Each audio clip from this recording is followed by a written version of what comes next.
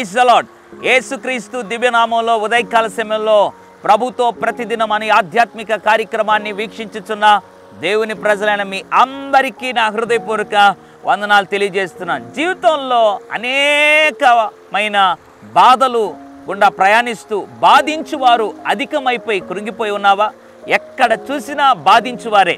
నీ జీవితాన్ని ప్రశంసించేవారు లేరు, నీ జీవితాన్ని ప్రోత్సహించేవారు లేరు, అభినందించేవారు లేరు, పరామర్శించేవారు లేరు, ముందుకు నడిపించేవారు లేరు, వాక్యానుసారంగా నిన్ను బలపరిచేవారు లేరు. ఎక్కడ చూసినా, ఏ స్థలంలో నువ్వు అడుగుపెట్టినా, ఏ కార్యం తలపెట్టినా బాధించువారు బాధించువారు బాధించువారు నీ చుట్టూ ఉన్నారా?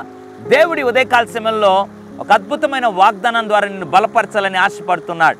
యెషయా గ్రంథం 54వ అధ్యాయం 14వ వచనం, నీవు భయపడనక్కర్లేదు, బాధించువారు నీకు దూరముగా నుందురు. Praise the lord.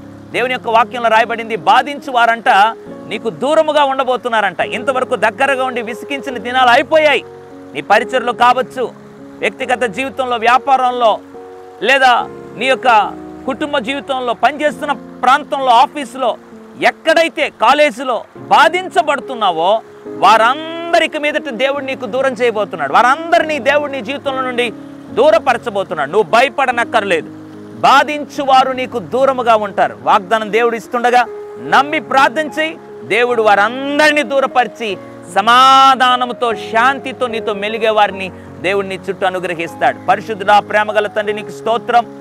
నీవు భయపడనక్కర్లేదు, బాధించువారు నీకు దూరముగా ఉందురు అన్న వాగ్దానాన్ని బట్టి మాతో మాట్లాడినందుకు స్తోత్రం. ఎవరైతే బాధించు వారి చేత బాధపడుతున్నారో వారందరినీ జ్ఞాపకం చేసుకుని మాట్లాడినందుకు స్తోత్రం. మా జీవితాల్లో బాధించు వారందరినీ దూరపరిచి నువ్వు మహిమ పొంది ఓ ప్రశాంతమైన నిర్మలమైన వాతావరణాన్ని ప్రజలకు అనుగ్రహించి మహిమ పొందమని యేసు నామములో ప్రార్థిస్తున్నాను తండ్రి. ఆమేన్. God bless you.